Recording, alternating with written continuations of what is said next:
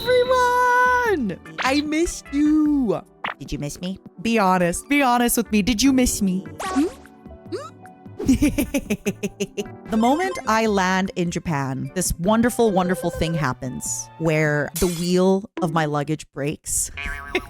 It's never happened to me before. I gotta be honest with you. I was not going to take a taxi to Onigiri's place. All right. Let me tell you how much the taxi cost me. The taxi cost me 265 United States dollars. I'm not kidding. It was expensive. And the driver did warn me that it was going to be very expensive. But, you know, it was a mistake that I have committed. By the way, just so we're clear, my plane was delayed while I was in the plane, which I think is one of the worst things that can happen. It's one thing if your plane is delayed and you're in the airport lounge, but I was in my tight little seat, squeezed in, and we just had to wait in the plane for an extra 3.5 hours in the plane. Oh, it was not off to a good start. Moving on. I was supposed to have dinner that night with 2 of my friends, and I felt really bad because basically what happened is I got to Onigiri's house, I unloaded all my things, and I just said, all right, Onigiri, bye-bye. I gotta go have dinner with my friends. Sorry. Thanks, Hotel Onigiri. I'm going. I'm leaving. Then I have the best photo possible. And it is upside down. Enjoy it. So then I went to Denny's with my 2 friends because I told them I had never been to a Denny's in Japan. And both of them said, oh my God, what do you mean you've never been to a Denny's in Japan? We gotta go to a Denny's in Japan. That's what we did. We went to a Denny's on my first night in Japan. When I got there with my 2 friends, one of them is like, I got something for you. And she gives me a kirimi-chan. And then my other friend's like, wait, I got something for you too. And she gives me 2 kirimi-chans.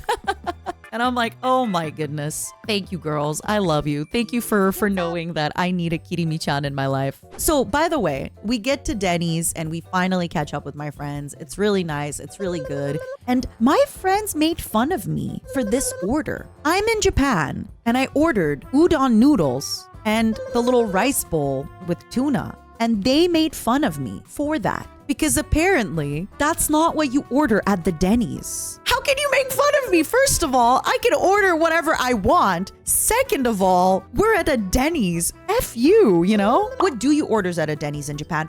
Apparently, you order an omurice or you order a hamburger steak.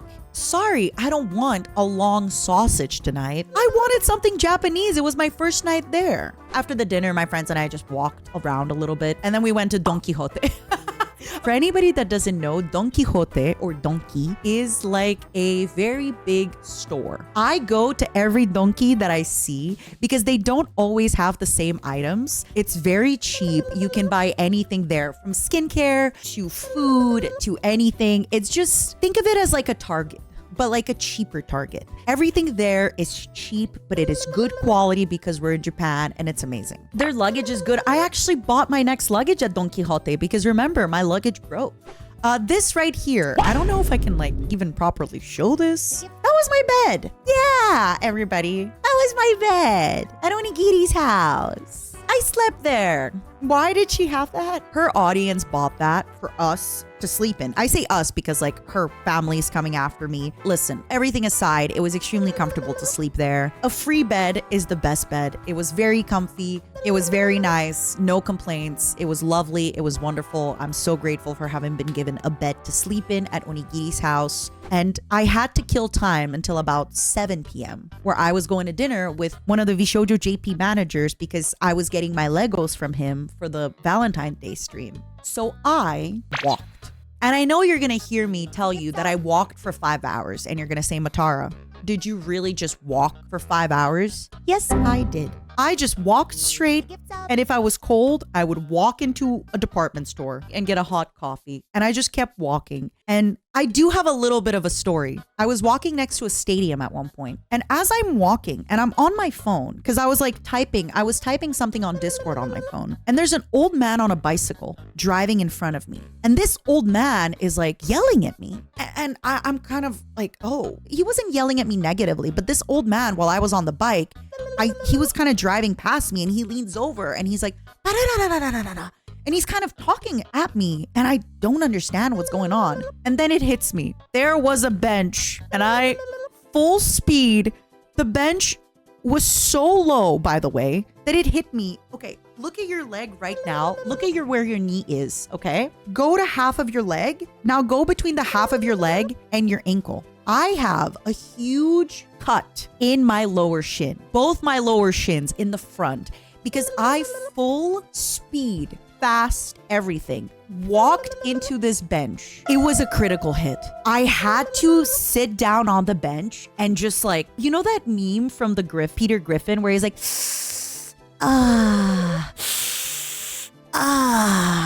that was me. Lucky you had somewhere to sit. No, that bench was the culprit. So just so we're clear, I still have a wound from it. And it's been like 3 weeks. It hurt. It was bleeding. Both my shins were bloody. But yeah, so that night, everybody, I just gotta say, I was going through it. But while I was going through it, I did see these super cute covers for the sewers. And I thought, wow, everything is so damn cute in Japan. So I meet up with this manager and, you know, we talk, we go for food, I get some drinks. So this is my first time drinking in, you know, like 2 weeks. So we went for dinner around 7 p.m. We drank and then we talked. And then at some point, right, like we start off with sushi, okay? Because listen, sushi is great and it was delicious and I take a nice photo. We got a little bit of sushi. Hi, guy. No, another one. So we were at a restaurant that served fugu. And I'm like, I don't know if I want to have fugu. You know, I saw the sashimi plate. I was like, I don't know. I genuinely was not going for it. And he's like, well, we have to order the sashimi. It's going to be a great photo for social media. And I was like, well, what if I die? He goes, it's going to be a great story for social media. That is why I was going to tweet, if I die, I die. But again, now that you've seen the tweet, I kind of have to explain it. I have to say, it was not good. It was not bad. I wouldn't eat it again. Me and Rio end up going to karaoke right next door. And, you know, we get a room and we're just like, all right, whenever Hi Guy's ready, he'll come join us. So yeah, we just kind of sing. We take turns. You know, he sings a song. I sing a song. He sings a song. I sing a song. And then AJ comes and he's like, all right, guys, let's drink. So we had highballs. And he's like, why are your highballs so small? So he ordered a bigger size of highball. Basically, I was gonna pay for dinner and I was gonna pay for karaoke. But I guess Gunrun was just like, don't let her pay. Here's the company card. And I genuinely tried to pay. But yeah, you know, I do have to say, for how weird that day was, it was a really good day. It was great. It was honestly just, you know, chef's kiss. And then I come back to Onigiri's house. I did meet somebody that told me so much about taxes. And actually, we have to talk about it. While being in Japan, I really started thinking, oh my goodness, what if I moved to Japan? And let me explain this to you. The CEO of VShojo JP said he would sponsor my visa. No, I'm kidding. He never said that. In fact, I made that joke once and he looked at me straight in the eyes and he went, no. He went, no. So yeah, he absolutely didn't.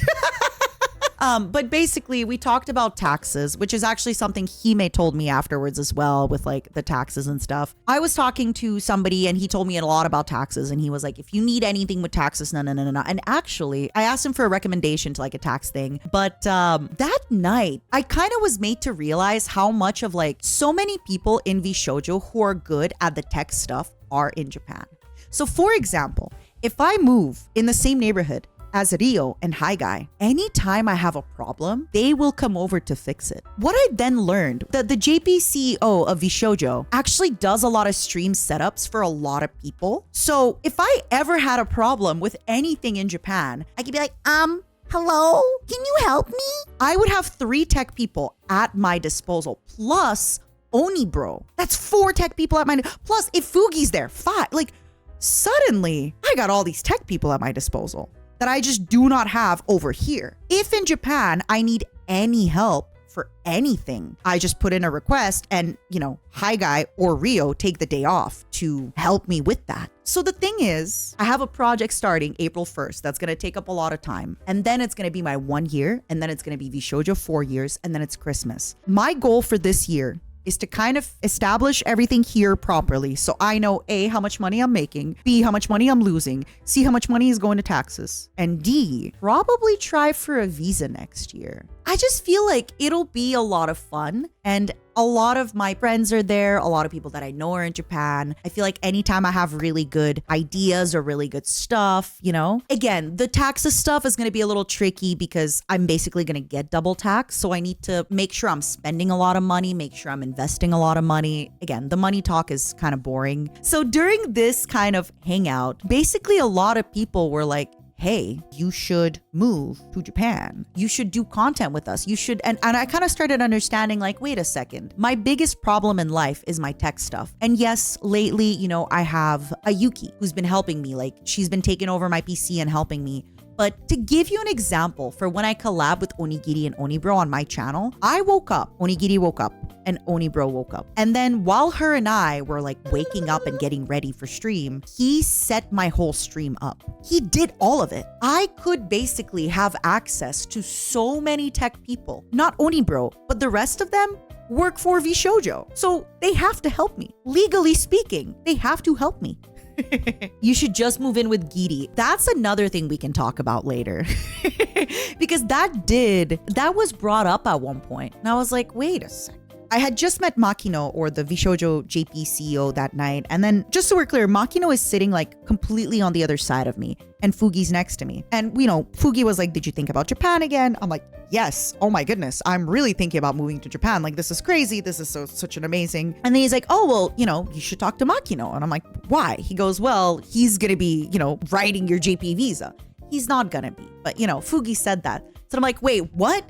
And then Makino heard us talking about him. So he comes close to us like, hey guys, what's going on? And I just, without Makino hearing, I turn to Fugi. I'm like, get the fuck out. Get the fuck. He's sitting here. And I push Fugi out. But like, clearly Fugi and I, we haven't known each other for long, but like, we vibe. I push him fake, but it's still kind of a real push. And he like fakes pretending to like really dramatically fall to the side. And I'm like, get out. I'm like, Makino, please come sit here with me.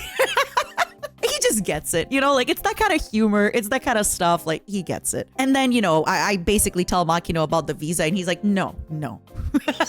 He's just like, no. Henny is so easily cast aside when Makino appears. Well, you know, it is what it is. Makino can also provide me with like computer help. So moving on, basically at this party, everybody just kind of tried to convince me to move to Japan. And I was not opposed to it. I was like, you know what? That's a great idea. I will genuinely consider it.